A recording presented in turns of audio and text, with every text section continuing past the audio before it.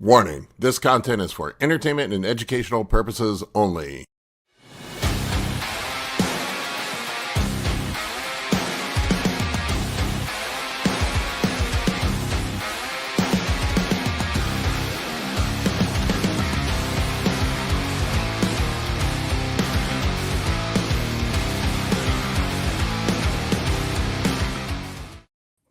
What's up, everybody? What's up? Morning. Hey guys. What's up? We got Ryan back after a long hiatus. Yeah. I've been referring a lot of people your way, Ryan. I had a guy at this past, was it 2 weeks ago? He's idiot doctor. Told him he had like a 150 testosterone level, and his doctor told him that it was too dangerous to go on TRT, so he put him on enclomiphene. I'm like, what? Oh my god. Yeah, that's crazy. I appreciate it. I appreciate that. Thank you. Yeah, his doctor was like, I'm like, his doctor told him that he might have a stroke or a blood clot if he went on. I'm like, dude, they just removed the black box warning. Yeah. He's literally giving him something much worse for clots. Yeah. No, I know that's what I said. It literally causes clotting. What the fuck, I mean, man? especially in men. Hello. Like, What you just painted, Paul, that picture, though, it seems like so common. I didn't realize how often doctors are prescribing that over TRT in general, just like injectable testosterone. I mean, I can get the HCG monotherapy for guys that are young, maybe, because usually once you're on TRT, you're on it forever. They still prescribe Clomid. Like, we see it all the time. Like, we now know that Clomid is made up of two isomers, zooclomiphene and N-clomiphene. Zooclomiphene is now known to be toxic. Like, nobody should be prescribing Clomid. Yeah, make you fucking go blind. Yeah. And they still do it all the time. It's crazy. And it's appealing to them, the younger people or people that are just afraid of a needle. So I've had them argue with me, no, this is so much better. It's just they're afraid of a needle. I remember I took Clomid one time, like back in the old days when we used to cycle on and off and did that stupid shit. Where you crash and make yourself feel like shit and lose all your gains. Like, fuck that noise. But I don't know why we I remember I took some Clomid one time and I started seeing trails. Oh. And I was like, what the fuck is this? There was like lightning flashes in my eyes. Yeah. Wow. That's scary. It inhibits estrogen in the ocular nerve and causes vision problems. It's crazy. There's just so many providers out there that shouldn't be doing or involved in this kind of work. We had my son checked out recently, and we were told, and I am in no way sugarcoating this, I'm going to paraphrase, that because he has Down syndrome, even though he's at the bottom of the testosterone range, we really should not consider supplementing testosterone, because it would be only necessary if it was a libido problem. This person marketed themselves as an expert in hormones. That's crazy. Yeah. So I'll be talking to you, Ryan. Yeah. That's great.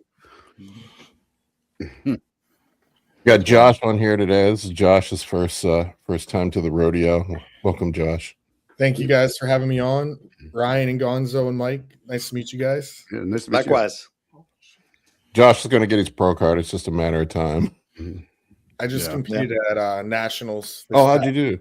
So I moved up from last year. I did it my first time ever, and I was third call out last year in light heavyweight. I spilled a little bit, but this year I moved up to second call out. I'm working with Justin Jacoby. And he brought the best physique that I could have, most conditioned I've ever been. I was hoping to crack first call outs, but there was some genetically elite in the first call out. Well, dude, you picked the hardest show to fucking do. That's like the hardest show to get your pro card in. So I'm only 30, so I can't do masters. And at all the other shows, usually got to win the overall. So not North Americans. True. I'm thinking about maybe trying North Americans this year. Do North Americans, man. And top 3, I think. Christian just got his pro card in light heavyweight there this past year. We've similar physiques, short, dense guys. So I'm thinking you got some of the craziest legs I've ever seen. Thank you. So it kind of sucks. Coach just told me I can never squat again, and I'm a big squatter. So yeah, there gets to be a time. I mean, you're probably getting to that age now, man, where you have you have an advanced physique, and you kind of, one, you got to think about balance, and then the other part you have to consider is injury risk. I mean, like you get so damn strong, like I'm sure a guy like you, I mean, you could probably smash 5 plates for reps. Oh yeah, my best ever was 495 for 16. Yeah. So I mean, like you get there, like the risk is so high, man. You know, at a certain point, and then it's like, how much more are you going to progress that to? It's true. So like I just so my bench is not that great. I had a micro tear in my pec a few years ago, and I don't bench anymore. I only do Smith, and I keep it controlled. No one benches at all. It's hilarious. It's my favorite question to ask. No one benches. There's Josh's. Just got some crazy legs. I don't know if that's a current picture or not. That was from last year, actually. Last year. So you're probably bigger now. Yeah, a little bit bigger now. That's pretty amazing. That's awesome. Yeah, it's even more impressive when you see him in person.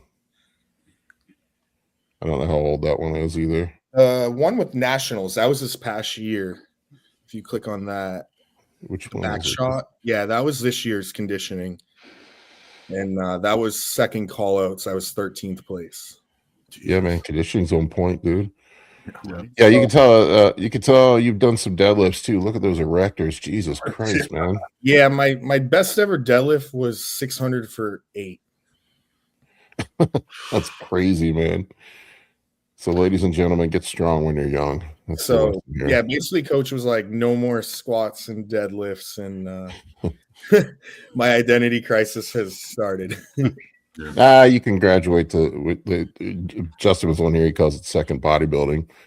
You can get more run and longevity. You got to think, man, if you're going to turn pro, you want to be able to last as a pro too. You don't want to get there and end up beat up and not be able to compete. Definitely. Knock on wood.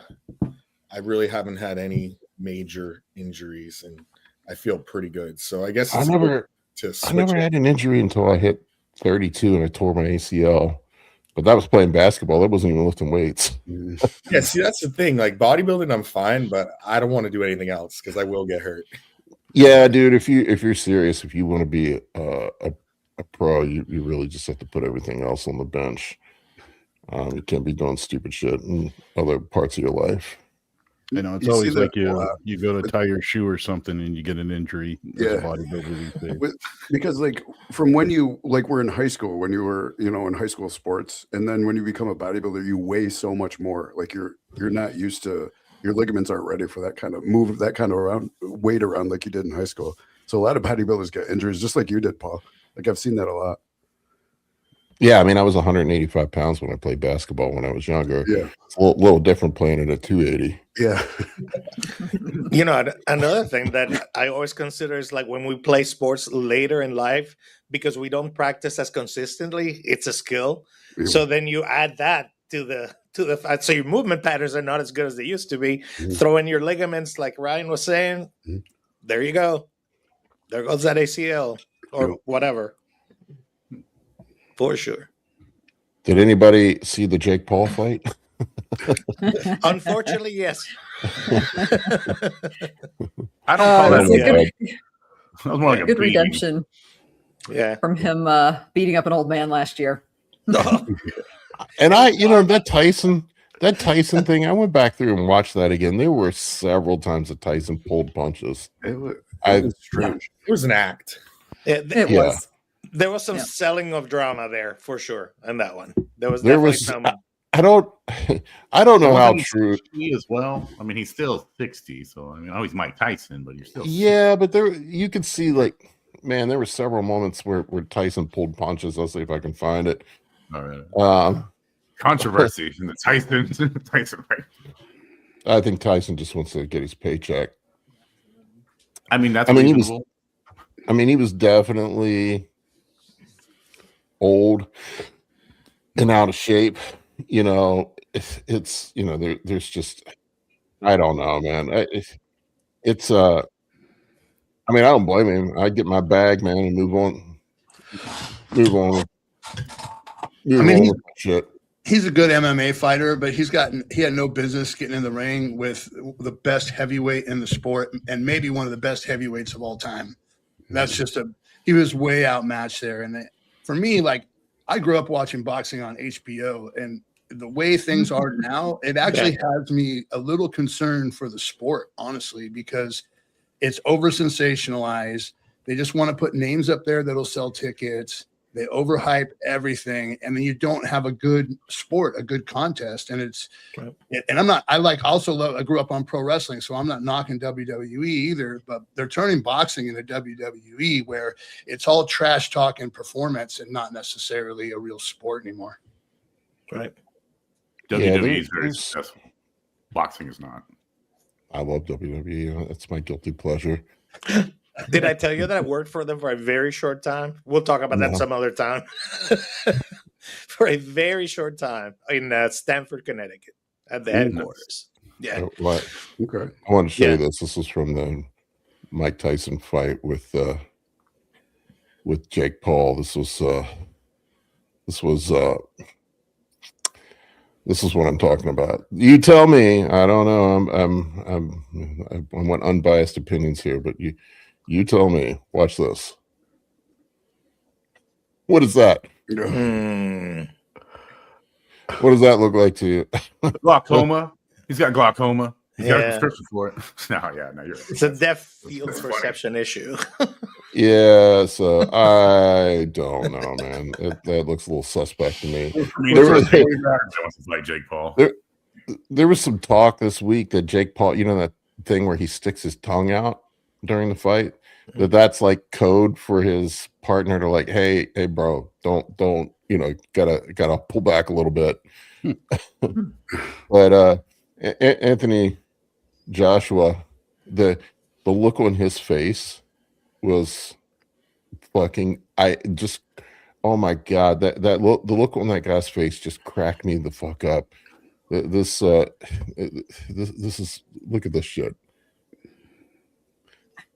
He's just like smiling. He's just like cheesing, and then the look on Jake Paul's face, like he knows what the fuck's coming.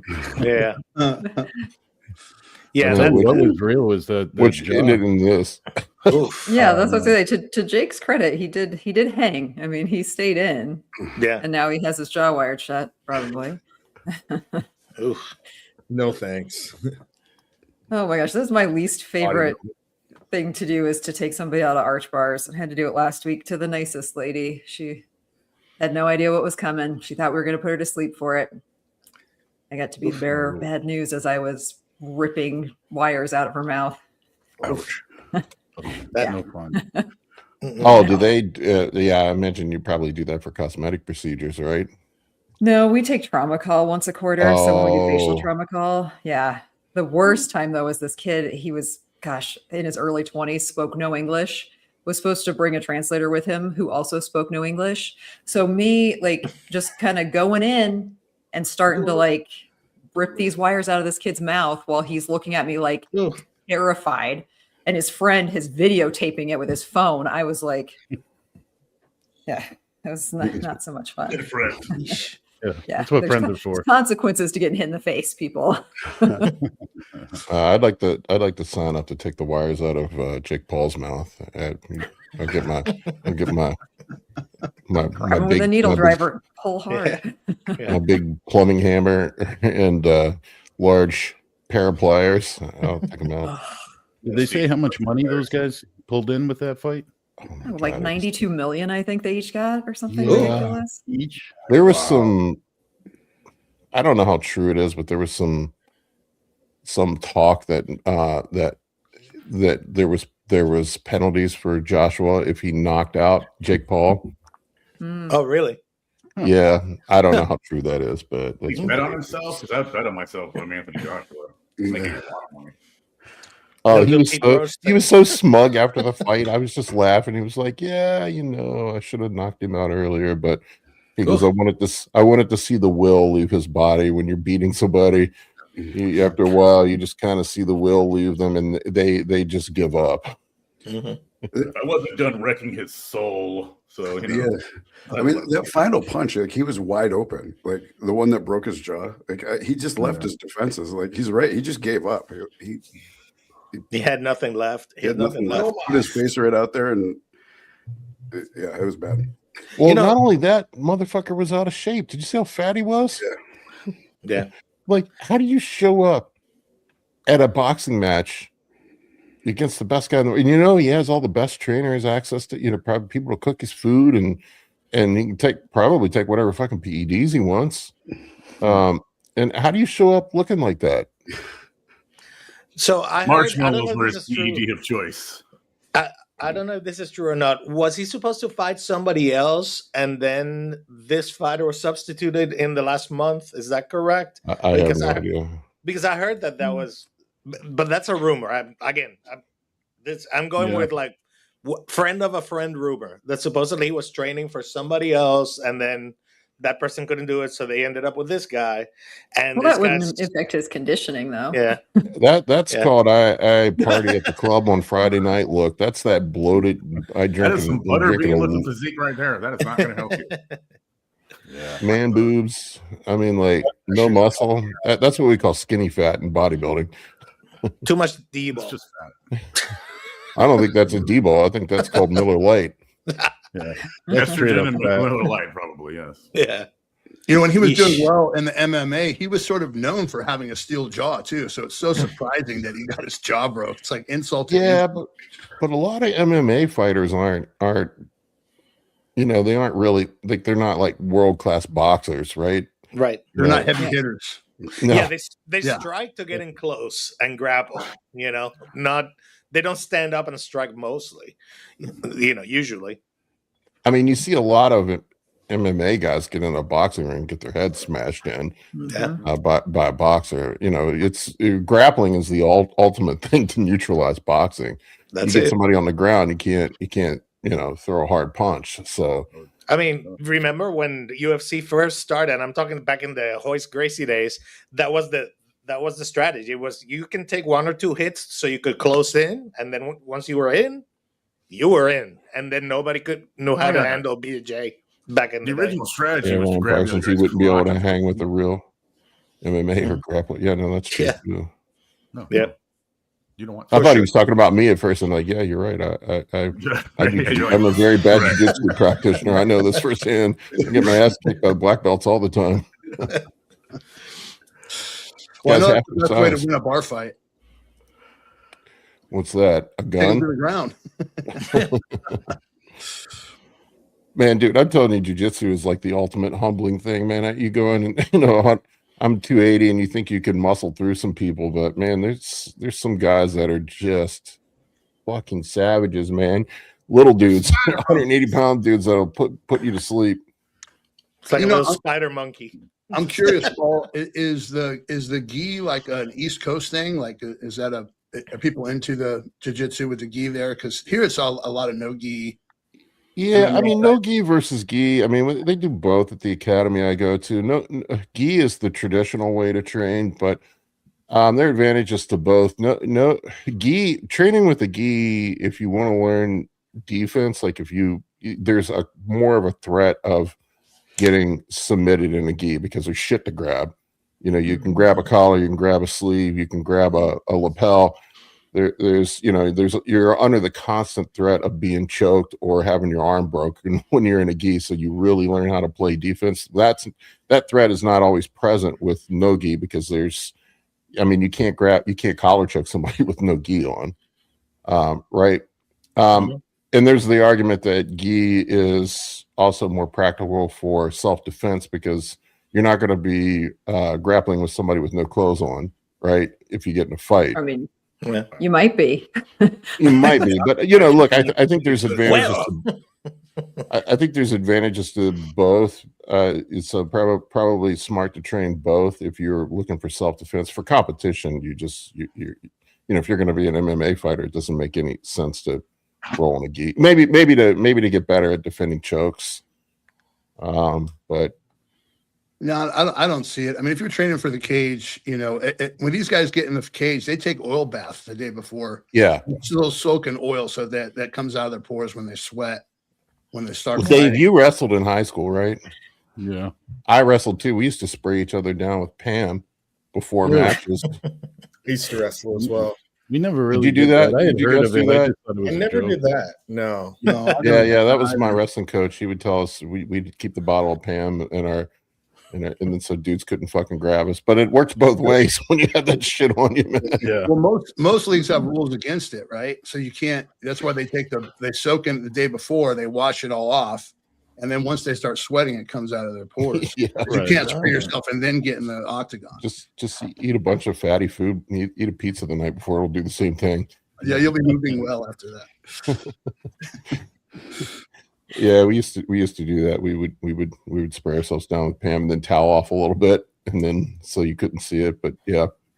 Did you guys have to cut weight hard when you wrestled? Yeah. I was terrible at wrestling. I figured out real quick. I wrestled from 6th to 9th grade, and I'm like, I'm tall, I'm lanky, and all these little short motherfuckers are grabbing my leg. Basketball's more my game. Yeah, I never knew where I was wrestling. Like I was literally the swing man of our team. So I'd be wrestling one weight division one day, and then I'd have to cut 20 pounds for the next match and go move down or move up or wherever they placed me. So yeah, we've had a lot of times in saunas with trash bags and an elliptical or the assault bike, you know. I think when I figured out how to sprawl, that's when I started doing better in wrestling. Like I get these guys, you know, I was 6'2" in 8th grade, man. And then I get, you know, this 5'6" meatball coming after my legs, and I couldn't do anything. Well, once you really learn like wrist control, being able to, once you know where to put your hands and what to hook onto, it becomes like a lot more comfortable. You're not just like frantic trying to grab someone to throw them on their back. You know, so I noticed once I kind of learned my method, it was a lot easier. I remember going from wrestling practice to basketball, and everybody was complaining about how hard basketball was. And I'm like, what? This is like nothing, man. Running sprints and shit. So many wrestlers make good bodybuilders, man. It's like I was just going to say that. Well, you learn how to suffer. Yeah. Long distance runners. Yeah. Discipline at a really young age if you start out wrestling young. I mean, anybody who can wear a trash bag and spit in a cup to make weight is going to be all right on contest prep. Yeah. Sit in the sauna with the trash bag on. And most wrestlers are a little crazy in the head, so it works for bodybuilding. Very crazy. Yeah, you have to be a little unhinged for bodybuilding. You have to be willing to take chances. That's for fucking sure. It translates. Talking about craziness, I got into I don't know. I usually don't comment on other people's shit. And I saw this guy on Twitter talking about training 3 days a week being optimal.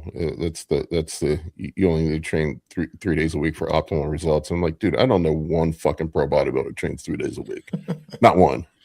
Did he mean maybe for general population health and maybe? And I should have, you know, I was probably because that could I probably should have. For your average, you know, gym pop for civilian. sure. If we get a gym pop 3 days a week, that'd be amazing. Amazing. 2-3 times a week. Three is better than 0. But I don't know anybody that's on the Olympia stage training 3 days a week. So I don't know how you can call that optimal. 8 and 1 6. day a week, 100% better than 0. So 1 day a week, that's all you can do, please. Yeah.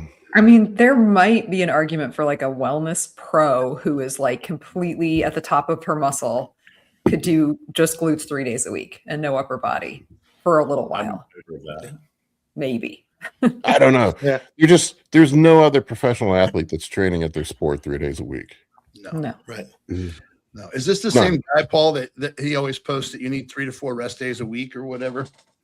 I don't know. It just popped up on my feed and I had a rage moment. I was like, man, that's fucking bullshit. You're young and you want to be optimized and the best. Do you really think 3 days a week for 1 hour? You think 3 hours of work a week is going to make you the best? Give me a fucking break. Get off my lawn with that laziness. I think it's just the mentality of it. And then the guy came back at me and he's like, well, people overwork, and there's a lot of people over there overworking and doing too much, and this just makes me angry because I sit at the gym. Josh, you're at the gym.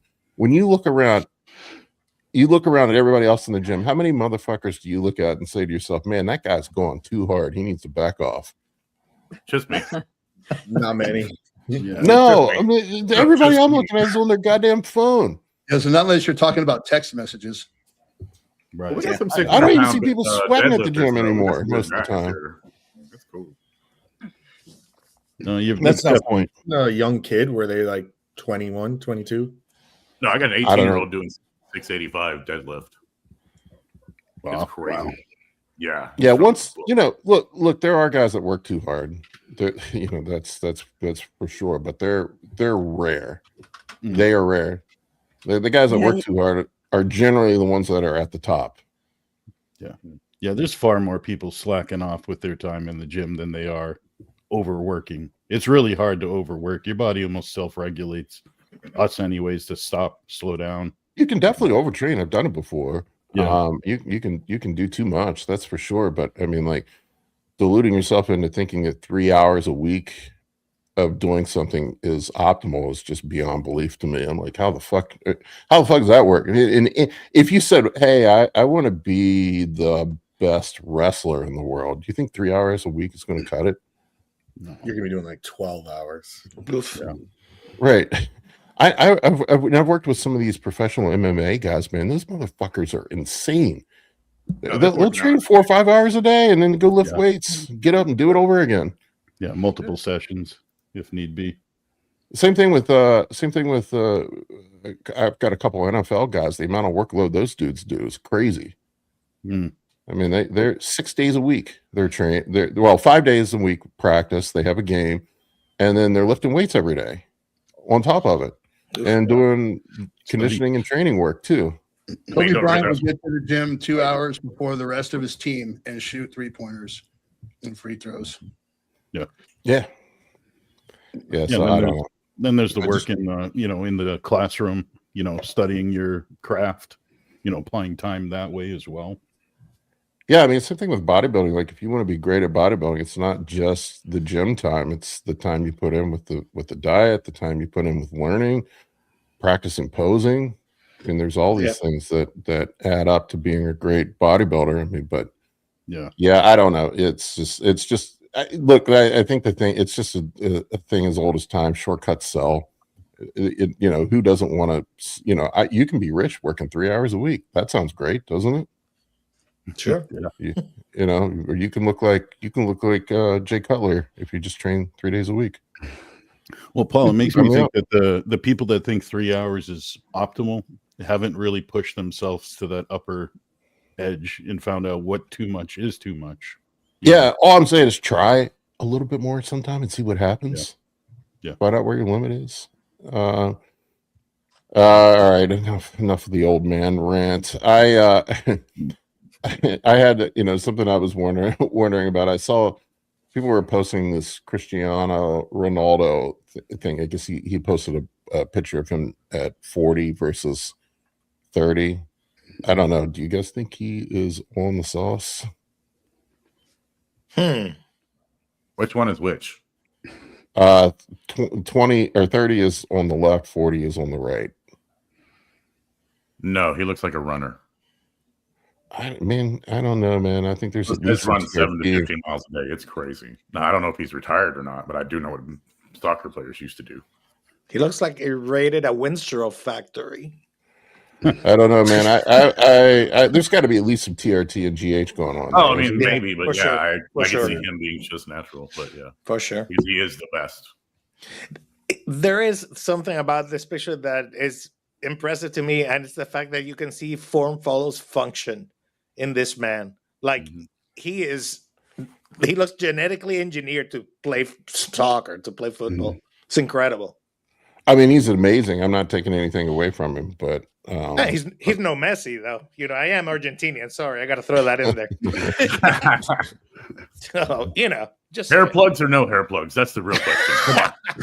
He looks like he's injected more Botox than anything. He's got that. He looks great though. I mean, honestly, for 40 something or whatever, he looks. Yeah, no, amazing. Oh, You know, meanie, that guy's amazing. Yeah. I don't know. I work with a lot of these guys. Like I work with some guys that are higher level athletes, and I would be shocked if there's not at least something going on there. Yeah. I mean, these guys are multimillionaires. They're going to take every advantage they possibly can. Yeah, he should be on stuff, but if you're just telling me, look at just the body and say, is he on stuff? He looks exactly the same. Yeah, I don't know. I think he's on on some something. size on his quads, though.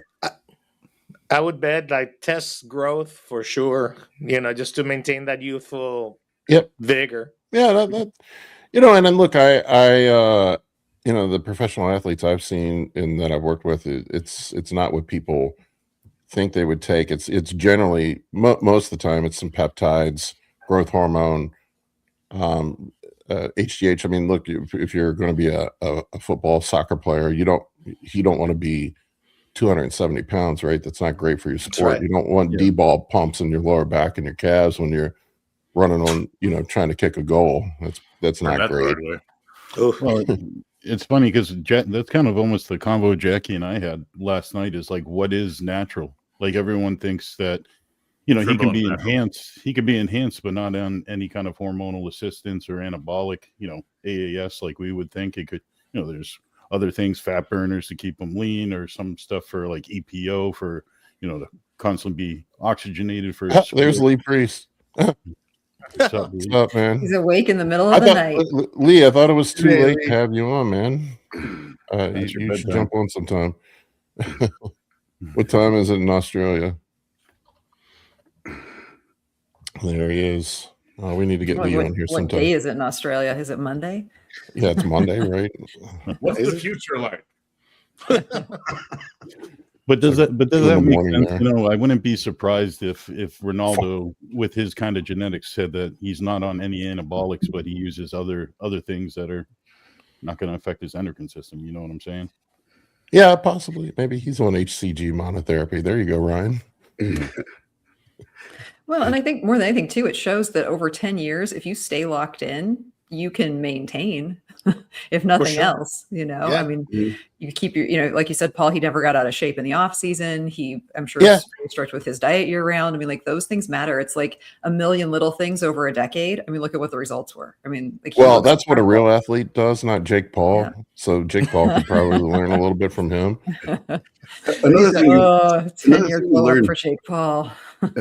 As you start to experience the world, you learn that there are outliers, right? And that's true. And like a lot of times, like especially like when you're locked in your game, and especially when you're younger, you can't see outside your own self-centricity. So you think, well, whatever I see myself can do, or some of my buddies, you think nobody can do beyond that. But there are outliers. There are genetic freaks out there, and some of them really could look like that without any help. And I'm not commenting on whether he is or isn't, but we've all seen some genetic freaks who just nobody would guess that they weren't on any kind of enhancement. Oh yeah, I've talked to some people I trust implicitly that swear that know Ronnie Coleman and swear that he was natural the first couple of years he was pro. I believe that. I mean, look at him. Like he clearly had a genetic gift. Like, what was Justin brought that point up one time? Like I think at his first pro show he was 220. Right. And then he was 290 at his peak. So, he put on another 70 pounds as a pro. Or maybe that's what happened. Yeah. Talking about big, Paul, you're right back to 270 I saw the other day. Is it a good 270 or what? I wouldn't call it a good 270. It's called the holiday season 270. I'm terrified of Paul knows that I'm terrified of the holiday season. The perfect storm of good food, holidays, coming off the after the show. That's a terrible combo, man. But here we are. I can still kind of see my abs, so that my hard cutoff is if you can't see the outline of the abs, that's when I'm pulling the ripcord. It's time to go into diet. HGH. Yeah. Increase. I didn't use any. I didn't use any GH for like 5 months. I took off of it completely. And I just ran, like, I came down as low as I've been in probably a decade. I ran 200 tests, no GH for about 4 or 5 months while I was recovering from the surgery. How did you feel though? Did you feel good? I feel fucking great, man. Yeah, like best I felt. My blood work. Imagine this, man. My blood work was perfect. Yeah, I know, right? I thought I you'd was be running without anabolic steroids. I was running. So I was running 200 milligrams of testosterone prescribed. My endocrinologist, I talked her into doing it.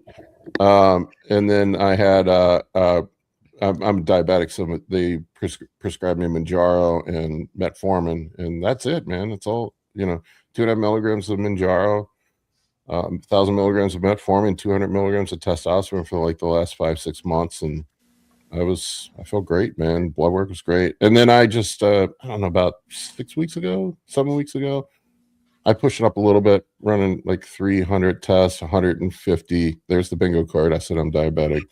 Tongue is the big best. pole bingo card. Yeah, I went up to 300 tests, 150 primo, approximately, because sometimes I don't remember to take my fucking shots. I was gonna say your TRT was like 250 every 10 or 12 days, I bet. Yeah, something like that. Yeah. So yeah, I'm like chomping at the bit to push it back up. But as soon as I put the GH back in, I was doing 4 units every other day. I've been experimenting with the every other day dosing. Interesting. Because like reading about the pharmacokinetics of it, IGF-1 stays elevated for up to 72 hours after you take it. And I was talking to Kurt, and in a clinical setting, like where they have people that with the diabetes where insulin resistance may be an issue, they go to every other day dosing with the GH because you still get the IGF-1 benefit. And so I've been doing that, and my blood glucose levels have been staying fine. So I bumped it up to 8 a couple of weeks ago. And as soon as I went up to 8 every other day, holy shit, my weight, I went up like another 15 pounds. Just water retention mostly, or glycogen, water, I don't know. But strength has been rocketing back up at the gym. I've been kind of moderating myself because I want to let my shoulder be fully recovered. I've been kind of holding back a little bit. I don't want to go too hard. I've been making like 5-10 pound increases every week on weights. But do you think there's any advantage to doing the every other day for a non-diabetic person, given the IGF level thing? I mean, you're gonna lose the lipolytic benefit of it because that only lasts for about 6 to 8 hours. Oh, okay. Okay. I do GH twice a day if I'm trying to lose weight or lose body fat. Yeah. If you're in a no or low carb state and you want to leverage the lipolytic effect of it, it would probably make sense to dose it 3 times a day. Because you get that 6 to 8 hour window. But if you're in an off season where you're eating a shit ton of carbs and you want to prevent insulin resistance, I probably would just take a big bolus at night or every other night. Right. That's what I've been experimenting with. I was talking to Dave Crossland, the co-host. Yeah, Dave Sharp. Yeah, and he was saying that there's merit to the every other day. He's saying he's seen it be effective for people. Yeah, so far good results. I'm just playing around, because we like. You had your IGF checked to see where it's at. Doing it. Not recently, but it's always in the 400s.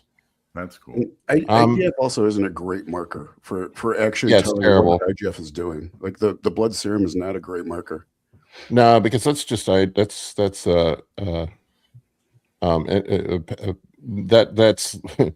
localized IGF-1 matters more than systemic IGF-1 for muscle growth, and the only way you're going to check localized IGF-1 is with a biopsy. So there's really no effective way.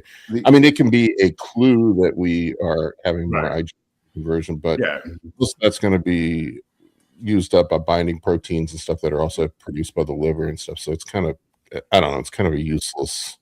I mean, you can use it as a clue that what you're doing is working, but it's not directly correlated. Expensive way it to just find depends out on how much you want to track, like for IGF. Yeah, I don't really care that much about it. I've seen. We know certain people that obsess over their IGF-1 levels and never grow. Not naming any Mine names. was like 140, 150 the whole weight loss time, and I grew plenty of muscle. Yeah. Well, if you're in a deficit, it's going to be low because you're not eating carbs. You're not. You don't have. You don't have any insulin. Your insulin levels are low. Your stimulation of IGF-1 production by the liver is going to be lower. So yeah, I mean, you see that all the time when guys are in a caloric deficit. Like that dumbass Liver King. Remember, he was running like 18 units. Yeah, and he couldn't figure out his CJC and Cimarron. He was running all of that in his IGF-1 range. I don't know why he was worried about his IGF-1. Yeah, and his fucking doctor couldn't figure out, well, why? I don't know why your IGF-1 levels aren't high. Well, the dumb motherfucker was running a carnivore diet. That's why.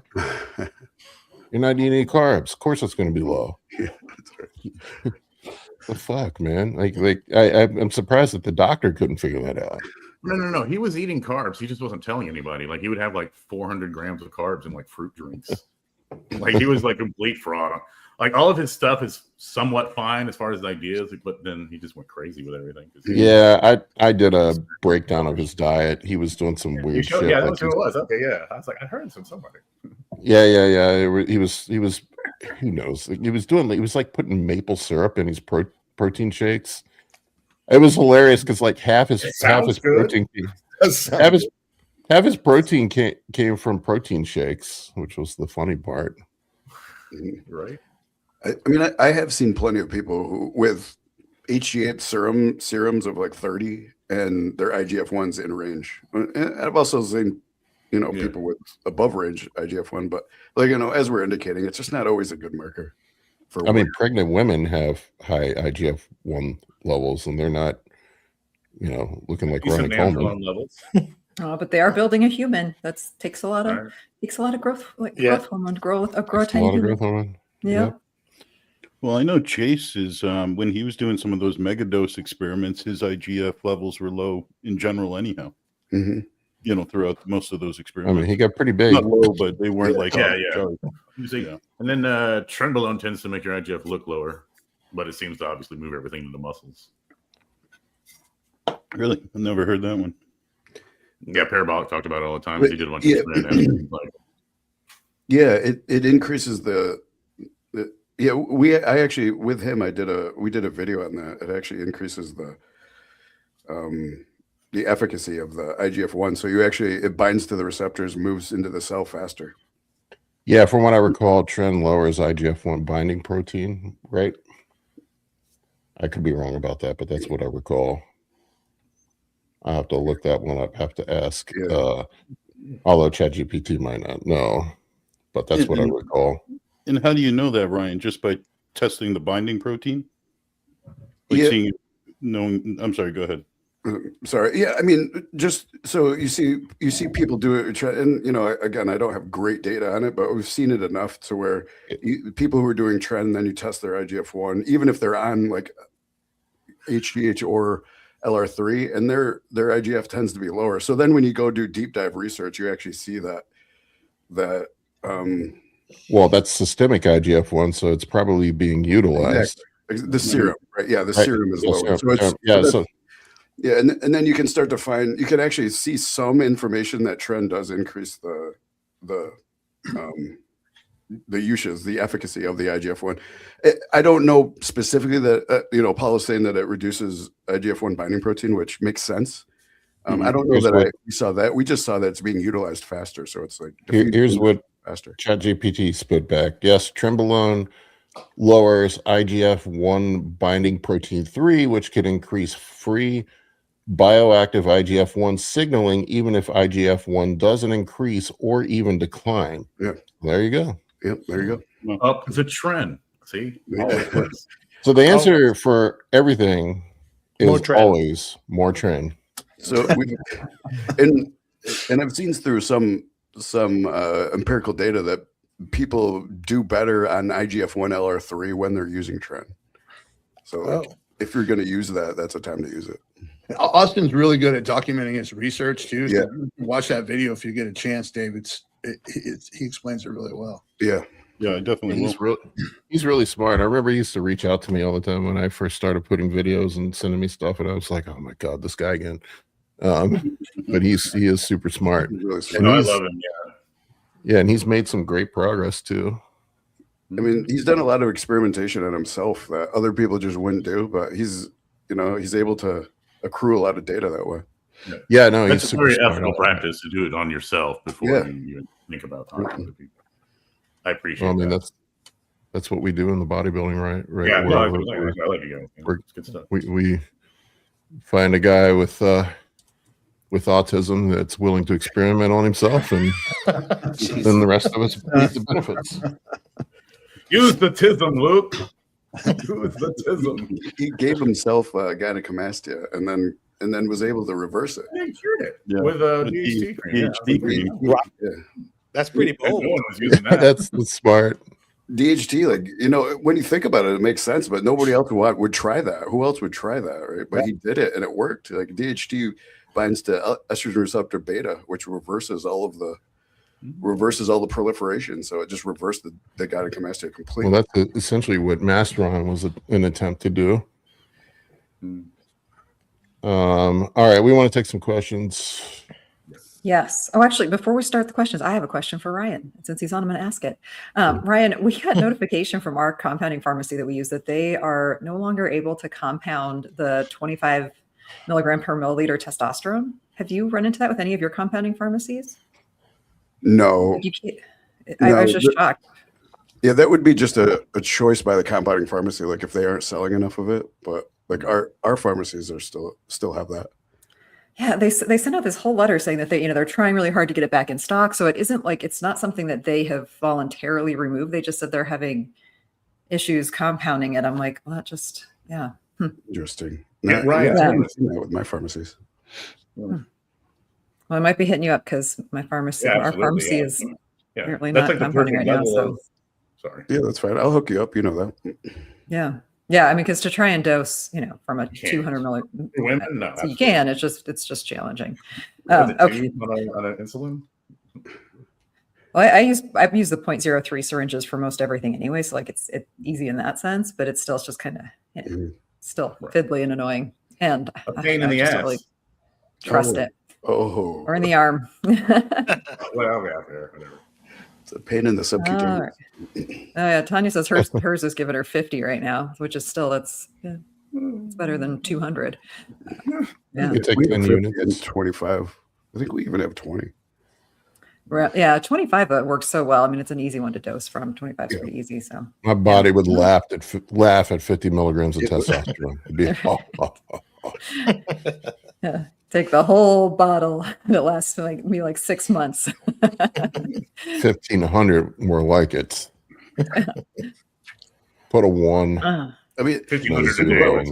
think about like where I came from, like the bodybuilding world that I came from. And then when I came into the medical community, like I was absolutely shocked at like the lack of knowledge and the lack of understanding. Yeah, it's crazy. Kinetics. It's not just in hormones. Yeah, no, yeah. I was shocked at that, but also the freaking pussies and the freaking like people are just scared to do like 180 is too much. Like 180 milligrams a week? Are you kidding me? Get the hell out of here. Like what? Like, I was just shocked at how many like the low doses people are using and people are scared to do. Yeah, I've had a consult recently where a guy was telling me that his doctor had him on 120 milligrams a week, and he asked if he could go up to 200, and his doctor was scared. Yeah, and that it was too dangerous. I'm like, bro, fucking 80 milligrams. I would like I wouldn't even notice the difference of adding 80 milligrams of testosterone to my like when I'm at peak doses, like any of us on here, like, would you even notice 80 milligrams? No. Much less die. Mine's a little low right now. I think I'm below 5,000 for the first time in a while. Chase proved that you could take 5 grams of test a week and not die.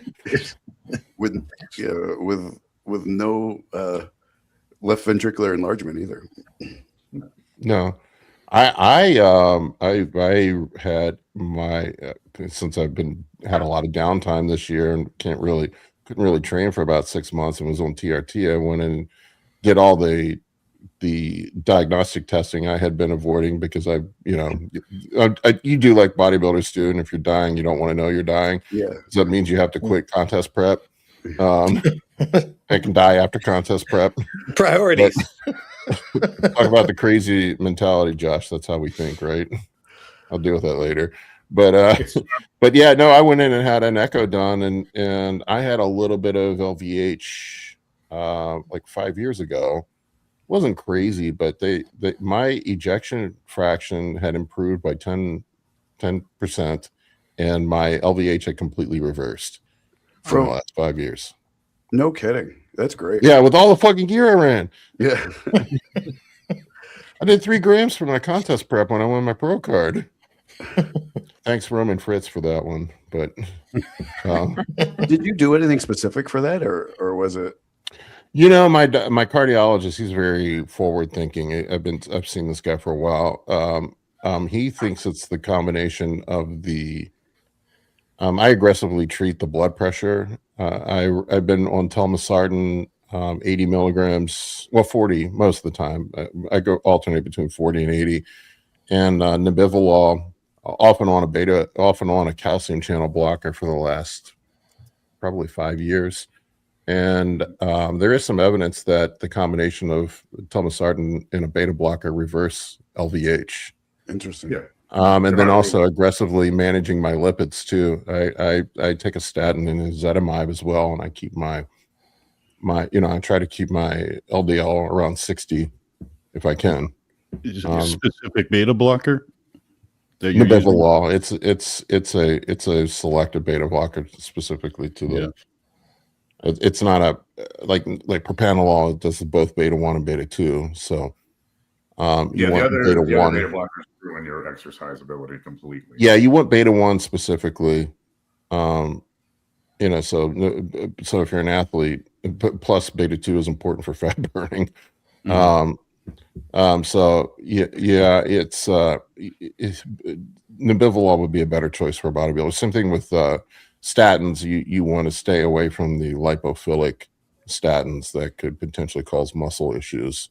You want to stick with the hydrophilic statin, since they can't really penetrate the brain past the blood-brain barrier or have passed into the muscle as well. So they're not as effective at lowering cholesterol, but the combination of the GLP-1, ezetimibe, my cardiologist was telling me, was it 20 milligrams of rosuvastatin and 5 milligrams of ezetimibe is more effective than, say, running one of the other hydro or lipophilic statins by itself. So that combination works better. And I just think it was all of the above. Lord knows it's not from doing cardio, because I never fucking do that. Your blood glucose being in control and your blood pressure being in control, and then your lipids being in control is why your heart got better. Yeah. I mean, I was some cardio. Yeah. I mean, I do jujitsu and obviously in contest prep, I'm doing cardio. But it's interesting. Yeah. Good job. Yeah, but it was interesting. So I've seen it with other people. You can reverse LVH. Over time. A lot of times you usually have to lose weight. Yeah. I mean, like it's all a function of just not making the heart work less hard, right? Like so however you do that, whether it be significantly reducing blood pressure or like there's some science behind actually fueling the heart cells so that they have enough energy. So like you can do that with like L-carnitine transports long chain fatty acids directly into the heart muscle for them to use as energy. So like things like that can also help. But it was interesting through just blood pressure and cholesterol reduction. Yeah, and I do run a low. I do for the most part run a low fat diet. I'll stick with a low fat diet and supplement in EFAs. Like I try to get plenty of EFAs in my diet, which can also improve cardiovascular health. As you were mentioning. Yeah, Tony was talking about. I've had more than one client on beta blockers had to come off soon after starting with me, and they felt so much better. They were probably on a non-selective beta blocker, like propanolol. But yeah, the whole thing about the whole body beta blocker is because you need to get all of your cells, your whatever beta. Yeah, and the problem with those is you can't get your VO2 max. Oh no, absolutely not. Like I went from running marathons to not being able to run at all. Oh, interesting. Yeah. Awful.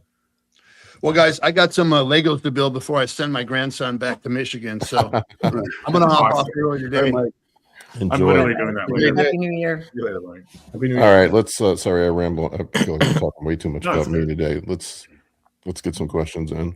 Well, while you were talking about it, we did have a question about when you take your, where'd it go? It wasn't that long ago. Oh, the beta blocker. Yeah, I saw that. Yeah, when do you take it? I take it at Bedtime? night. That time. There we go. So Ryan, that was I Uh, don't know where your question went, but that was Ryan's question. One thing on that, I would say if you're a steroid user, take them post workout to try to get your stuff down. Okay, Josh is the Not immediately medical post workout, professional here. but there's something about steroid users; their heart rates stay elevated well past the time they should. Oh, Yeah. I tend to take the Nabivital in the morning just to get my heart rate down throughout the day. It's the way I look at it. Yeah. Gotcha. Blood I mean, pressure and- stays normal then. Yeah, if your heart rate's like, constantly like in the 90s, or it's your heart's working hard, right? And that's exactly what's going to cause left ventricular hypertrophy. So that's what, getting your heart rate down, getting your blood pressure down. Those are all good I things. don't know if you can see or not, but my I just made it go away. Hey, just tell us real quick. What is it? What you got? My resting pulse rate right now at 270 pounds is 64. Oh, okay, good. yeah. Yeah. Yeah, over the last right. year, it's gone down recently, but yeah. You generally want to 64. stay under 70s, 60s. You're good to go. Then it's Nobody that's running a gram of gear is under 70. Yeah, that's correct. Be lucky to be under 80, yeah, 80 might be the best case scenario. Like I laugh, I'll post, all my clients post their blood pressure pictures up in the pulse. They'll be 115 over 75 or whatever, and then the pulse will be 85, and people are like, "He's going to die," and I'm like, "Bro, he's on trend. Yeah, It's going to happen." that alone is a 5 or a 10-point bonus to your resting pulse rate. Taking trend. Same thing with GLP-1s too. You see, especially Retta. Yep. You see a big jump in resting pulse. Yeah, I noticed that. I Throw some noticed that Clen and quickly. ephedrine and everything else that's on up there. Yeah. Mhm. All right. Questions. All right. The first one is from Daniel. Being off for 1 year, lost some muscle and gained some fat to about 20%. Going back on cycle, would you aim to get the old muscle back first or straight into a cut? Lose fat. Lose fat. 20% is too everything much. easier. I mean, if you try to gain muscle at 20% body fat, what are you going to be? 25 when you're done? Yes. Set yourself on TRT and 16-week cut. TRT, a GLP-1, Oh yeah, well yeah, GLP-1 makes it much easier. Yes, absolutely. a little bit of growth hormone. Spend 16 weeks, get down to 10%. That's what I would do. Mhm. Give yourself plenty of runway to play with. Plus, summertime's coming up. You want to look good at the beach for the ladies, right? You want an 8-pack, not a 6-pack. Nobody wants to see a guy with 25% body fat and 5 pounds more muscle No. In Speedos. in Speedos. I don't know. It depends. I mean, there are fetishes. Some women might like that. Depends where the 25 pounds is held. If I it's saw 25 pounds somebody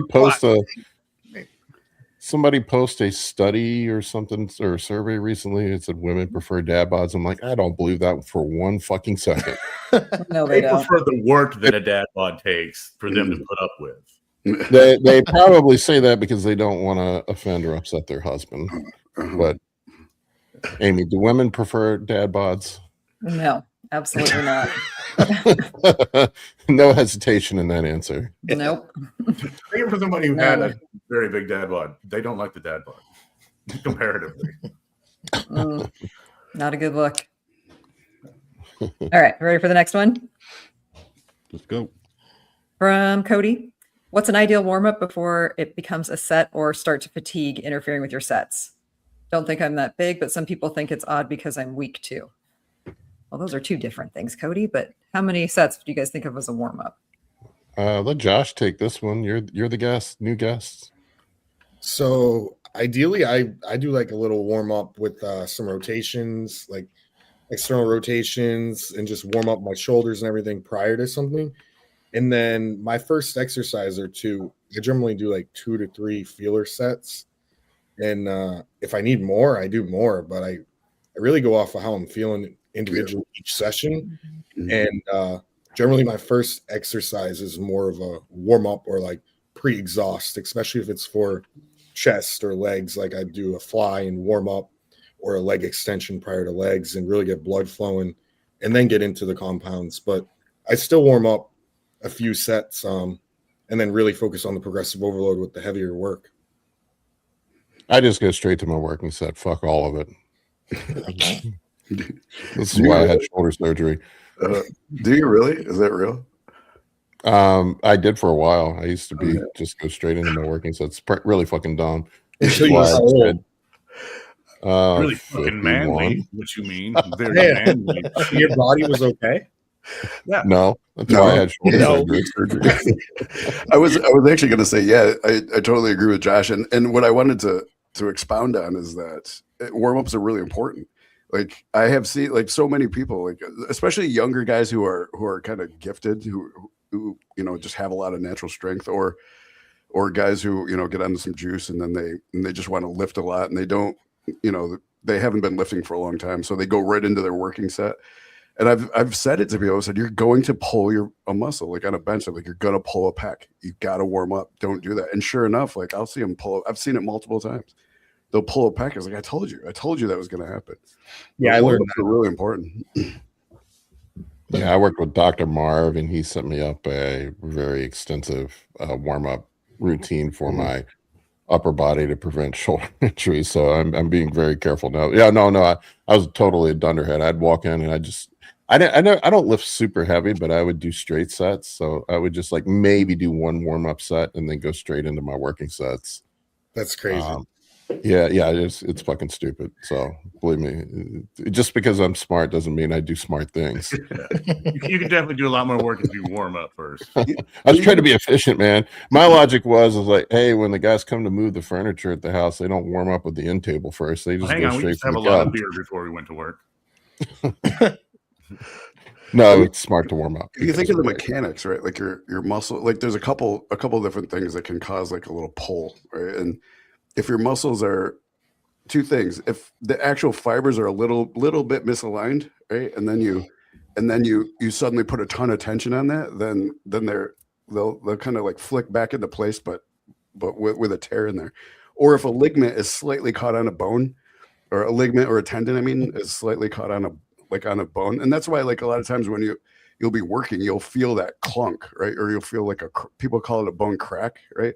But that's really just a tendon aligning where it's supposed to be.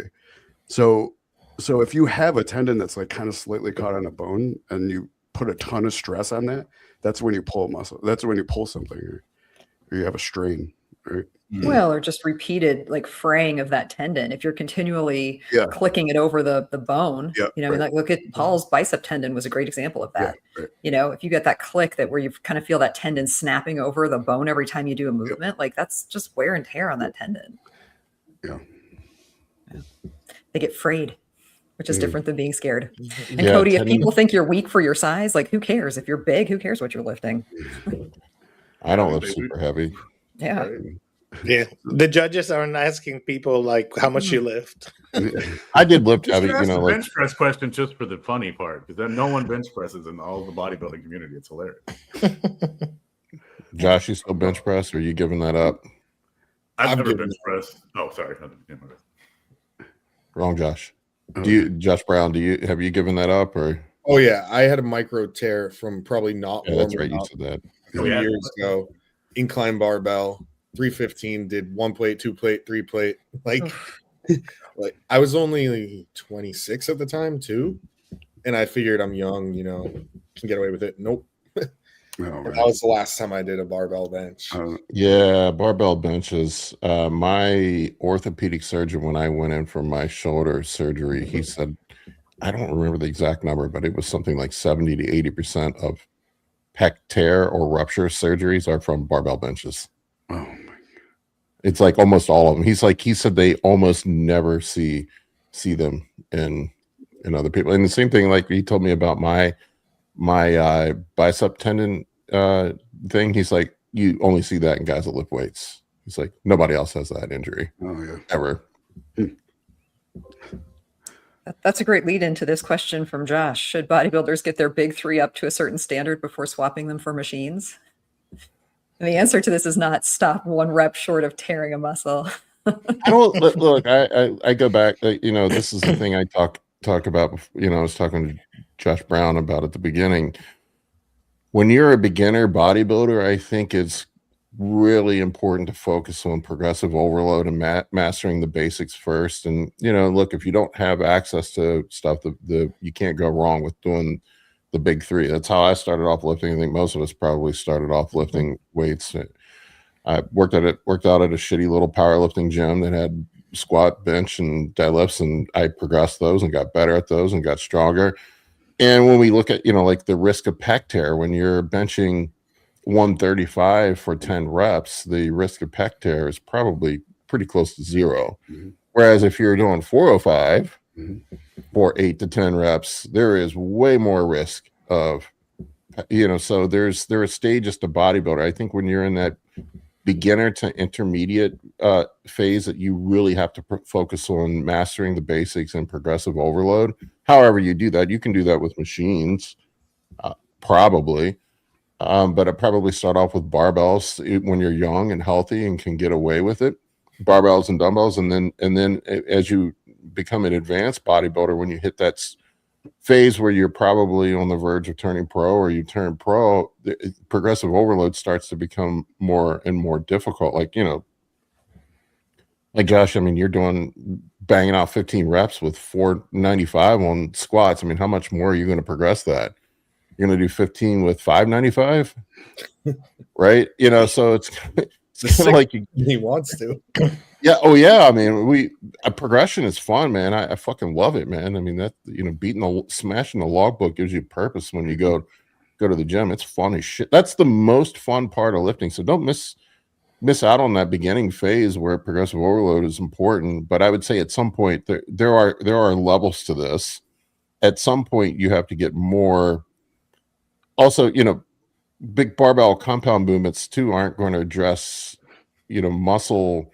certain muscle groups. I'm sure probably one of the you clearly at the national show your conditioning was top notch. Josh, I'm sure the judges probably told you there's certain body parts you need to bring up, right? Yeah, for sure. Like my upper body, my back, I need to get away from the barbell row and the deadlift and do a single right. arm. So then you have to specialize your training more. You're in advanced level training now. You have the base of muscle built up. You have the strength level there, and now you need to get really detailed with your training and get into the nitty gritty to bring up. And I had to do the same thing.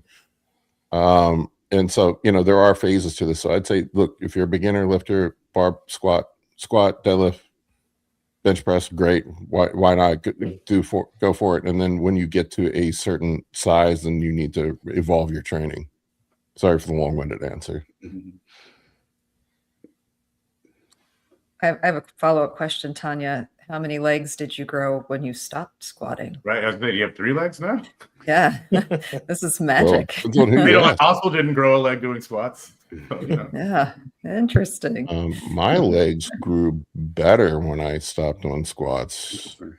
I would agree with you. What do you change out your squats for? Like hack squats, or do you like just hacks, leg presses, split squats? Some of that probably has to do with anatomy too. I'm only 5'4". Yeah. Everybody that tells you that squats are the best for leg growth are short dudes. Yeah, they're all short dudes. They're all guys with short femurs. Tall guys like with me, I was probably not far off from you with strength on squats, man. But my legs weren't that big. And I'm a hell of a bench presser too, man. I could incline 405 for reps at one point. But I found what I found with squats is like it was all lower back for me. It was hip, it was adductors and lower back is what I was using for squats because I have long femurs, right, and a long torso. Yeah, that makes sense. Whereas everything you need for deadlifting, right? Yeah, I was essentially doing good mornings is what I was doing. Yeah. Right. But you know, it's definitely your unique anatomy plays a role in that as well. It's always short guys that say squats are awesome. You never hear a guy over 6 foot saying squats are awesome for leg size. Squats are awesome. I'm 5'7.5", just for the record. I like to watch women do squats. Does that count? Boy and Dave. Yeah, I mean this, you know, and this is another thing too, like that people don't. There's not a one size fits all approach. Like there's certain machine, like there's one of the things that sucks with having long arms and long limbs for me is like there's some machines I just don't fucking fit in, or like the easy curl bar. My arms are so long and my shoulders are at a width where the easy curl bar, I'm in like this on the fucking easy curl bar. It's first world inside problem. of my. I'm so tall. I'm so tall. No, I'm not saying that, but like the easy, like a traditional easy curl bar doesn't fit me. I mean, right? it's like buying cars, right? If you're tall, you know, it's hard to get a sports car sometimes, you know, unfortunately. So you have to sort of figure out what works for you, and this is sort of the kung fu of training. But I definitely, my legs grew more after I stopped. Not that I have the world's greatest legs, but I don't have Josh Brown level legs, but you know, my legs definitely grew more after I stopped that too. And I have wrecked knees too. Squats are fucking hell on my knees. I've had 5 knee operations. Oof. All right, next question. Next question is from Josiah. Has anyone taken DIM long-term? Side effects of it besides lower estrogen? Should slightly lower every androgen. Ryan, what are your thoughts? I've never used it. Yeah, so DIM just converts, the estradiol converts into a few different metabolites, estradiol 16 and estradiol 2. So DIM just pushes the conversion into estradiol 2, which is a less potent form. But also, I mean, I don't see the benefit of just having a bunch of estradiol 2. A bunch of estradiol 2. Like, I mean, I kind of like what everybody else does. Better than DIM. Either just use Primo, or just use androgens that don't increase your estradiol. Right. So only use as much testosterone as you can, as beneficial for you, and you don't have estrogenic side effects, and then use other androgens that don't convert to estradiol. Yeah, because I was trying to figure out, is he on TRT and he's taking DIM, so just change your doses, you know? Yeah, I think right. Or it depends on what the context is here, right? If he's on TRT, then it's probably just better to increase injection. Yeah, if you're on a gram, DIM isn't going to do jack. Yeah, right. Yeah. I don't, because estradiol 2 has its own problems if it builds up in the system too much. Like in the same way, like I'll give you another example. About E1, right? Well, yeah. So E1 is a problem, right? If you have too much of it. So I'll give you an example of this. The estradiol pill, which is just terrible. It's absolutely awful. It converts 90% to estrone, to E1, right? So in estrone in high doses will eventually convert into quinones, which those are cancerous, right? So nobody should be taking an estradiol pill.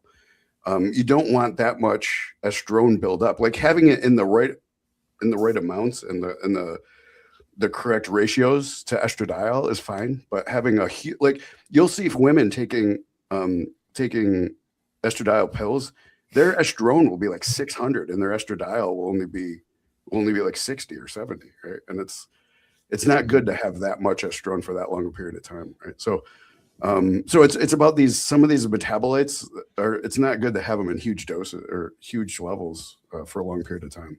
And I think DIM does that. Like estradiol 2, it's questionable whether or not having a large dose of that build up in your system for a long period of time is healthy. Yeah. All right, there we go. DIM sucks. That's the answer. Yeah. Yeah. They're better. I mean, like I look at it like this: like there are tools for the job. Why not use the best fucking tool? I mean, if there are better tools. I mean, it's probably one of the shittiest options. I mean, if you have no other option. You're a natty and you're struggling with estradiol conversion, it's something that you I can can use. see that. No Beast Natural could benefit from doing. Yeah. I could certainly. It's not completely useless, but I would say, if you're having that much of a estradiol conversion problem, just use a goddamn aromatase inhibitor.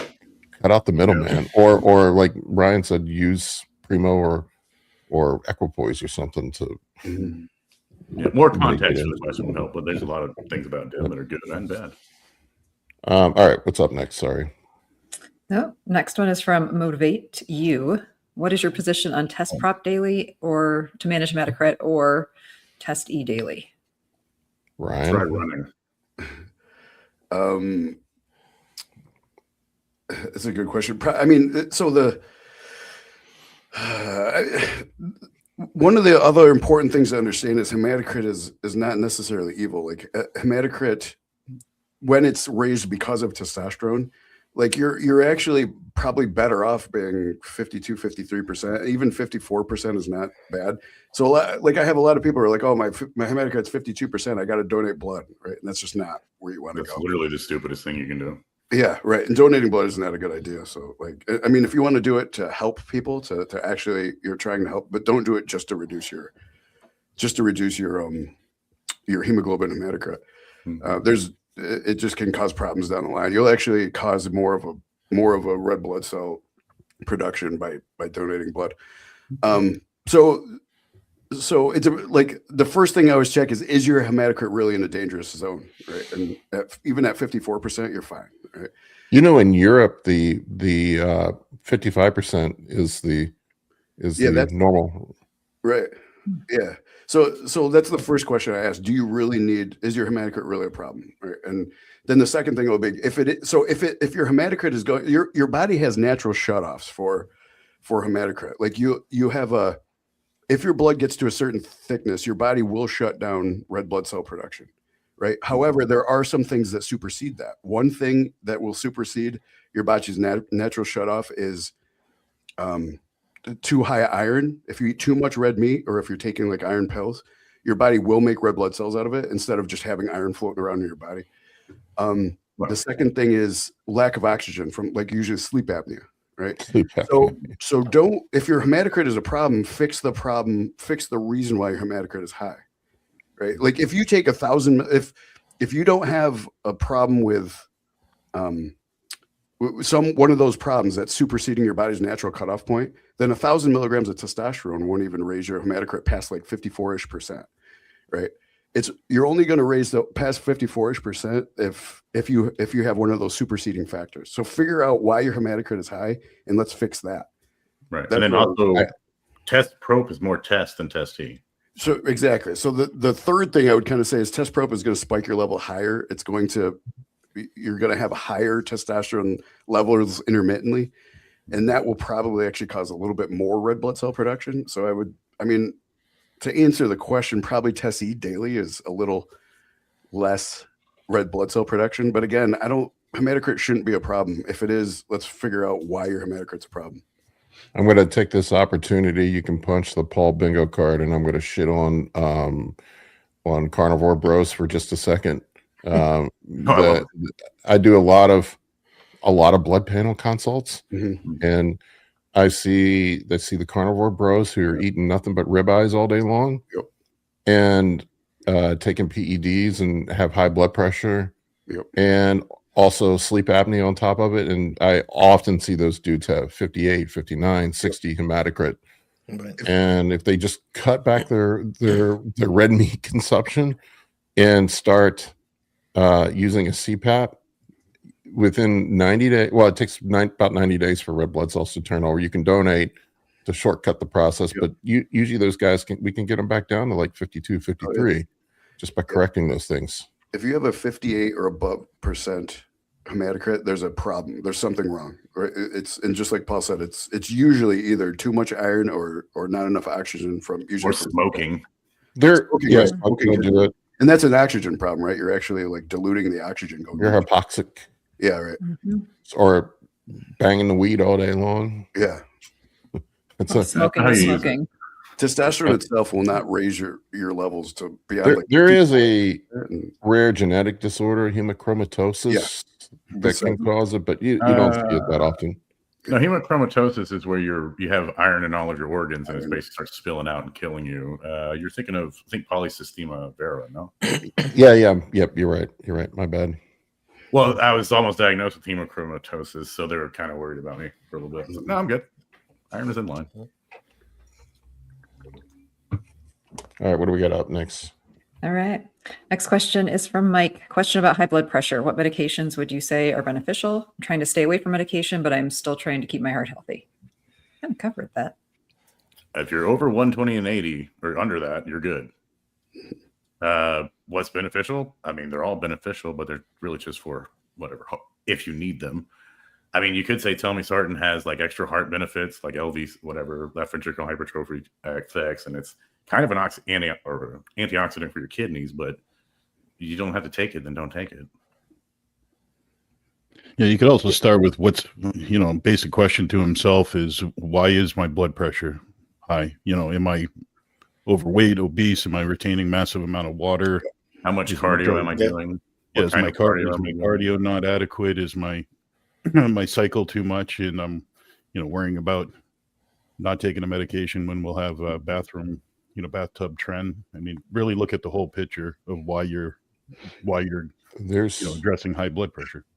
Of all UGLs, I've never heard of anyone actually making trend in a bathtub, by the way. That is fair. I was going to say, you in a bathtub down and then you clean them up, right? There are three primary causes of high blood pressure when you're on PEDs.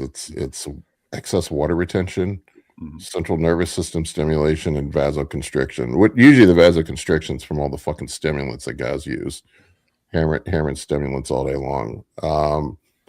And so, like Dave was saying, you got to unpack the underlying pathways that are there. And most of the time I've seen water retention be the primary thing that causes that. And often simply just getting your estrogen in range can fix a lot of that. I see guys running their estradiol way too high, chasing higher IGF-1 levels, and then they end up a bloated fucking mess and their blood pressure's through the roof. High estrogen is cancerous, just FYI. Yeah, it is. Can be colon and prostate cancer specifically. Yep. But it also can just happen. I mean, any of you guys that have run GH or high androgen loads, there is stimulation of the renin, angiotensin, aldosterone system. A lot of that is genetic. I am hypertensive. I always have been. Even when I was in college, I'm 185 pounds. I've been on blood pressure medicine for 30 years because I am genetically hypertensive. My dad, even my 18-year-old daughter is on a blood pressure at this point. Interesting. Yeah, it's just that's amazing. Wow. A genetic gift in my family: diabetes, high cholesterol, high blood pressure. It's the trifecta for dying of a heart attack at 55. But yeah, I mean, so most often it's water retention, and I would say first line of defense would be looking at your androgen load, what's causing the water retention. Diet, it plays a huge role in that. Having a shit diet, cardio, but a lot of us end up needing to be, I would say usually the first line of defense is going to be something that's going to modulate the renin angiotensin aldosterone pathway, which we have ARBs or ACE inhibitors that we can use. There is an argument for ARBs over ACE inhibitors. And then, a lot of times if you're a person, you can see it on blood pressure. If you're systolic, blood pressure is high, but your diastolic is not too high. That's often central nervous system stimulation. It needs to be treated with a beta blocker, or even vasoconstriction from stimulants and things like nicotine and shit like that can cause vasoconstriction. It's a problem with not beating you up, Dave, but the nicotine with the vapes and stuff can cause vasoconstriction. So that's another potential cause. So if you see that top number high, that a lot of times. I didn't know there was nicotine in his vape. My bad. I mean, yes, it's nicotine in his vape. That's right. But just think about those three pathways, and like people, I get guys sometimes that'll take an ARB and they see no change because there's something else going on. it's possible that maybe you have a coronary artery blockage going on that you don't know about. You can hear those. With a stethoscope, go to your doctor and like, hey, I need you to listen to my heart. And if you've got a blockage, they can generally hear those, and I can generally hear those. It's just What does it sound like, Josh? it just sounds like a muffled heart, just a little muffled. That's it. There's not much of a change. It's just you have to really be like focused on heart. And I've heard the person's heart several times. That's how they caught my father's. They heard it, and then they sent him in for surgery, and he had like 4 blocks. Oh, Jesus. Oh, wow. Yeah. Yeah. Yeah. So that's where diet comes into play. I mean, there could be other things going on too. So, yeah. Anyway, there, if you're not seeing changes from an ARB, it's possible it's not water retention. There could be something else going on. So you have to look at those other potential causes. Anyway, do we have another question lined up? We do. This one is from Captain Brian. He is 65, taking 210 milligrams of testosterone a week. He wants to start primo, but do we think he needs to up his testosterone first? Testosterone sitting around 1,000. David Caney, what do you think?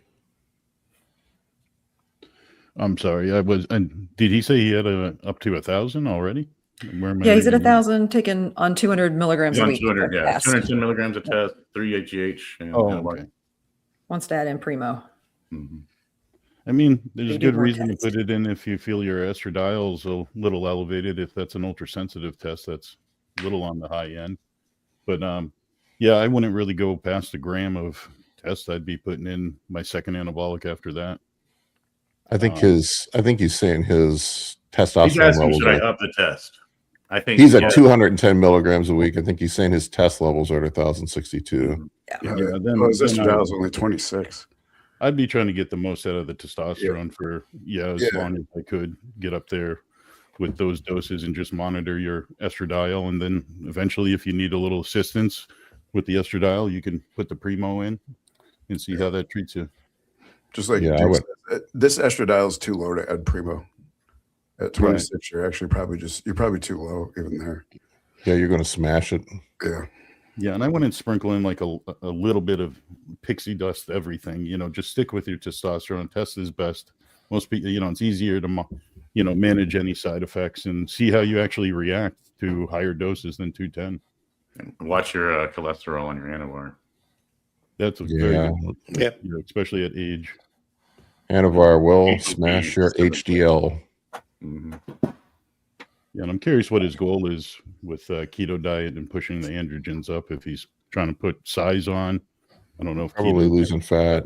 I would be. Yeah, you have to be especially cautious with your lipids with keto diets and taking PEDs, especially orals. I can't tell you how many fucking dudes I do consults with that are running keto or carnivore diets, smashing orals with really fucked up lipids. Like massively fucked up lipids. So just be careful, man. I would make sure if you highest lipids you see in LDL or whatever. LDL, I've seen it over 400. Oh, oof. Geesh. Yeah, I've seen it over 400 many times. Bravo. Yeah, many times. I've seen 300, 400. I've seen HDLs that are 5 or 10. Well, I expect those. Yeah. Well, because I figure most guys that want a console are like have probably fucked something up pretty bad. Yeah. I mean, I've seen some crazy shit, man. I've had guys come to me with, "Hey, I'm not feeling good. My ALT and AST are both 1400." And I'm like, yeah. You probably don't feel very good at that. It'll happen. What do you do? Anadrol for 2 years? Good Lord. No, the craziest ALT and AST numbers I've seen are from DHB, man. DHB, man, it's crazy. I don't like. It's weird. Like somebody brought up in the comment section the other day that it may not be the DHB itself. It may be the solvents that they're using. I don't know how that would affect. Does Ryan know? That's the question, right? I don't know. Was DHB even sold back then? Because evidently DHB crashes really easily. I don't know if that's true or not. That's what somebody told me. I never had DHB. Wasn't very popular when I was doing this, so I actually never sold it. Yeah, that's a new thing, man. Like I Yeah. never heard of anybody running fucking DHB until the last couple of years. Yeah. But I have seen some crazy liver numbers on DHB from people. I've had it's not just one. I had a couple guys come to me that ended up in the hospital with acute liver failure. Really? From DHB. Were they actually like did they actually have symptoms of liver failure other than just Yeah, I had a I shouldn't well, I gotta be careful. I had a guy I know who was feeling very ill, was running DHB, went to the hospital, and this was the guy I was talking about, and his ALT and AST were both over 1400. Jesus. Was he jaundiced, and did he have like yeah, oh yeah, right? How yellow was he? Right? Was he fatigued? They admitted him and kept him for a couple days. Yeah, he was pretty fucked up. And everybody that runs it, even at small doses, I do see some elevation in ALT and AST. Yeah, and check your and from what I've looked, like you look around on the internet and you can't find any information on it that shows that it's liver toxic. I'd be curious if Dr. Dean or Kurt or somebody smarter than me would know why it would be liver toxic, but it seems to be extremely so. Just anecdote. I've seen it multiple times, but yeah, I've seen that. I've seen some crazy stuff, man. There's a bunch of other stuff I've seen. Yeah, that doesn't seem like a good reward versus risk ratio on that. I mean, I've seen heavy metal poisoning. I've seen people with parasite infections. Wow. Especially guys that travel. It's not uncommon if you go overseas to got to look out. Just go south of the border. There's plenty of parasites around. Yeah, I've seen guys get fucked up from parasite infections. I'm going to do a video about it, but there was a study that they went through and tested, I think it was 24 samples from different UGLs, and it was only like 5 of them were actually accurately dosed. Wow. Like they had a margin of error, I think, of 10%, but only 5 of the samples were actually, and there were multiple samples that had heavy metals in them. Had heavy metals in them, and then there was a handful that had no compound present at all, or just oil.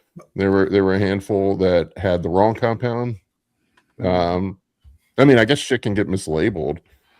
I was going to say, I did want to mention Reddit has a little thing about their peptides people where you can't talk about sources unless there's a safety issue. And a lot of peptide companies have showed up on Reddit to, hey, this is fucked up. And they'll let you know.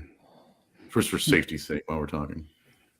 Yeah, I've seen some crazy stuff. That's the cool thing with doing these consult calls. I probably do 9-10 of them a week.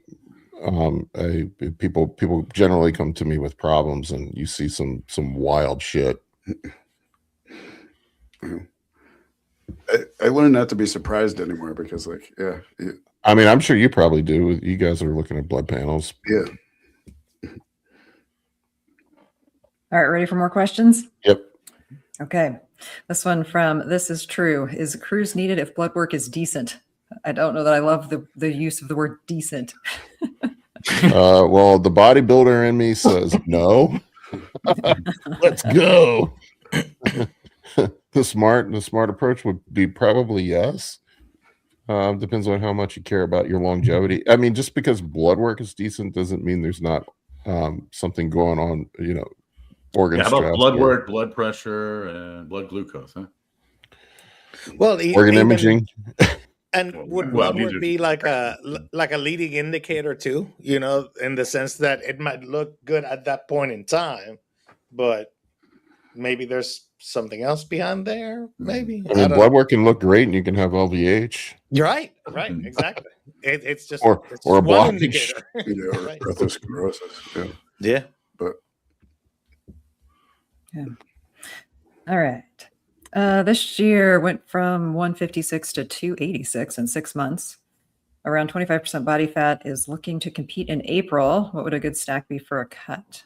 I did that on 156 to 286. Wait, what? Are you sure not 186? Yeah, like 130 pound In 6 months? Yeah, Like maybe that's way more than Ron. 25%. That's That's a a Yeah. lot. 130 pounds. That's crazy.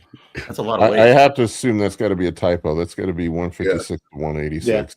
Maybe it's 256 to 286. You know, I mean, I don't know. With enough D-ball, anything's possible. Yeah, Right? I love the D-ball. This guy's the super villain. Speaking of blood pressure, your blood pressure is probably 200 over 150 if you jumped up that much. Well, I think the, either way, at 286, if you're 25% body fat, you got about 70 pounds of fat to lose. So I'd start putting cardio in, diet in. I'd start doing that more than worrying about my anabolic stack, to be honest. Yeah, because That's that's gotta only be a type. 16. Yeah, We're going to say 16 weeks, TRT though. is all you need for your cut. Sure. If that. there is no fucking way somebody went from 156 to 286 in 6 months. Hang on. What did parabolic do? Because he got pretty close. He got like 90. didn't he? 5 pounds a week. Oh yeah. Yeah. Yeah. I mean, if you go Either from, way, like, though, super to lean- drop from 25% to stage lean in 16 weeks is a pretty tall task. So I would not hesitate to start hitting that cardio. And 2 pounds a week is the most I like guys to do on contest prep as far as fat loss. I mean, we once can you make get this past fun. that, We could assume he gained 130 pounds of fat, and we could just help him lose that. I mean, I think the most muscle I've ever 1500 seen. daily calorie deficit. I mean, what's the most muscle you realistically ever seen anybody gain in a year? 30 pounds? oh, Yeah. gosh, We're that's, even very And that's that's an harder. extreme case. Yeah. I mean, I'm- yeah. I mean, maybe Nick Walker. I don't know. It doesn't count. I was over dieted, but I mean, if you can jump your stage weight 5-10 pounds in a year, that's still That's fucking amazing. crazy. Yeah. Yeah. I don't know. Nick Walker, I mean, probably is the most extreme case I've ever seen. Dude put on 100 pounds over 7 years. Yeah. And he looked amazing before he put on 100 pounds. Yeah, and that's Yeah. you know, you run the math on that. That's still what 12, 13 pounds a year. I mean, it wasn't linear. I mean, you probably had year one is probably 30, then 20, then 15, then 10, then 8, then 5. That's how it goes with bodybuilding. I don't know. That's got to be a typo. I'm gonna Well, assume. either way, if you're 25% plus body fat at You're too fat. 286, yeah, you're gonna need to lose 4 pounds a week to be Your cut close should to have already single-digit started. body fat. Not You know. not to bash you, man, but that 25% body fat, you're not going to do it all in one cut. You need multiple cuts. Yeah. Especially for a show. I mean, Yeah, that's there's a no. lot to try to cut to go into a show. Yeah, you're gonna go from 286 down to 156 and lose all your muscle. Yeah. But my honest opinion to answer his question though is like if you wanted to now find a way to put growth hormone in for the lipolysis effect, if you're not already having that, maybe consider some mitochondrial efficiency, peptides or whatnot, a MOTS that can help you, not get your heart rate elevated, not be a stimulant, but still help you burn some body fat. That might be a nice way to slowly move into the fat loss process here, rather than jumping on anything too aggressive right away. All right, let's get one more in, and then I gotta go. I'm gonna pee myself if I stay on Okay. much longer. Look at this one from Kilburn65. Been on dad TRT for the last 2 years at 180 milligrams a week. How do I go up? Slow or start at 300? Yeah, I go to 300. Don't be a Yeah, pussy. man. Go for broke. Don't be a pussy. Yeah. What's that, TRT? What's that? Best advice ever. Don't be a pussy. Like, that's my normal TRT. What's the problem? I'm not gonna- So many good decisions come after somebody goes like, "Don't be a pussy." Exactly. That's how all the great stories start. Yeah, that's true. That and hold my beer, right? Those are the. Only 110 foot tall jump, mother. I used to. He doesn't do it anymore, but I used to love it when Ian Valier used to do Q&As on Instagram, and that was his answer for fucking everything. Yes. I mean, be like, what do you think I should put 200 milligrams of tren in with my 500 milligrams of testosterone? He's like, I think you should not be a pussy. And then he would that's how he would answer everything. He's right. 200 tren a week is the baby dose. I mean, Yeah, TRT. No, all jokes aside, man. It depends on what your goals are, but I don't like. It's like I said earlier, like all of us on here, like I wouldn't even notice 70 milligrams. Probably wouldn't even notice 120. But for you might. I mean, going up to 300 is probably. I mean, wouldn't you say, Ryan? That's kind of like where you're getting in the super physiological ranges. Yeah, and that would be a big jump. Just go up there slowly. I mean, you can just do like, I don't know, 40 or so milligrams every couple of weeks, just to make sure that you're tolerating the increased estradiol well, and that you're, make sure your blood pressure doesn't suddenly spike or something like that. And I generally, when I'm on cycles, I titrate up slowly. I find if I jump straight into high doses, all kidding aside, my blood pressure goes through the roof. Yeah, you're just like the the introduction of that many of the hormone, the change in the hormones, right, will really increase the renin, angiotensin, aldosterone system. So it's like the slow, let your body get used to the higher hormone levels, and then you attenuate that effect. So you don't be a pussy is selling medical advice? Listen, I like it. And I appreciate the don't be a pussy mentality, but if we want to mitigate side effects, just go up there slowly. I mean, I thought my expert advice was great, but I'm guessing I don't hate it. I don't hate it. All right, folks, we appreciate each and every one of you. Thank you for joining us. We will see you on the next episode.